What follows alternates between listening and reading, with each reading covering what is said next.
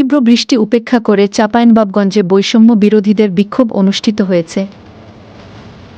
বিকেল থেকে বিক্ষোভ কর্মসূচি শুরু করে বৈষম্য বিরোধী আন্দোলনের শিক্ষার্থীরা শহরের বাতেন খাঁ মোড় এলাকা থেকে শহরের প্রধান প্রধান সড়ক ঘুরে এ সময় তারা হাসপাতাল অভিমুখে যেতে চাইলে বাধা দেয় পুলিশ। পরে তারা সরকারি কলেজের অভিমুখে গেলে পুলিশ তাদের আবারও বাতেন খাঁ মোড়ের দিকে ঘুরিয়ে দেয়। পরে তারা আরামবাগ এলাকায় মহাসড়ক অবরোধ করে বসে পড়ে।